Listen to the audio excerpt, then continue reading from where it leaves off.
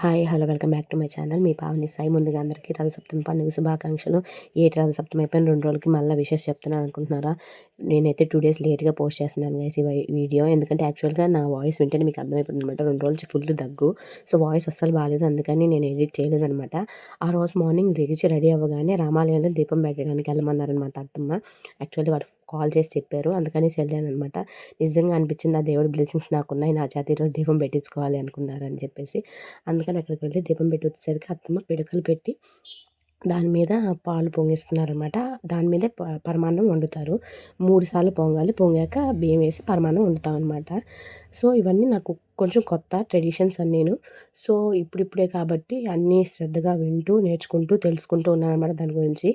అక్కడ కొన్ని కట్ చేయమని చెప్పారు అత్తమ్మ. చెరుగ్గెడ, స్వీట్ పొటాటో అలాంటివన్నీ కట్ చేసి ఇస్తూ మా అత్తమ్మ ఎందుకు అవి కట్ చేస్తున్నాము, ఏంది స్పెషల్ అనేది చెప్తూ ఉంటే నేను తెలుసుకుంటూ ఉన్నాను.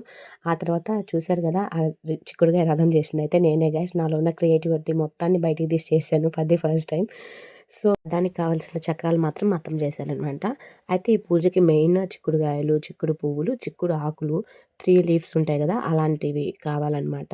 సో అవన్నీ సమకూర్చుకొని జాగ్రత్తగా మా దగ్గర పెట్టుకున్నాము. పూజ స్టార్ట్ అయిన దగ్గర నుంచి ఏది ఎలా చేస్తున్నారు, ఏది ఎలా చేయాలి అని చూసి తెలుసుకుంటూ ఉన్నాను. ఇక్కడ ప్రసాదానికి వచ్చేసి మొక్క పెసలు కన్ఫామ్గా వేయాలి. అలాగే చలివిడి, స్వీట్ పొటాటో, చెరుగ్గడ, బనానాస్ అండ్ రేగిపళ్ళు కన్ఫామ్ అనమాట.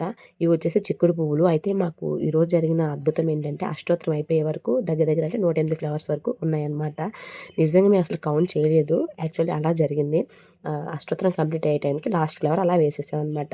మా పూజ అయితే చాలా బాగా జరిగింది. మీరు ఈ రథసప్తమికి పూజ ఎలా జరుపుకున్నారో కామెంట్ చేసేయండి. ఇది వాటి మన videos. In the next video. By by. Subscribe to my channel. మీ పావని సాయి.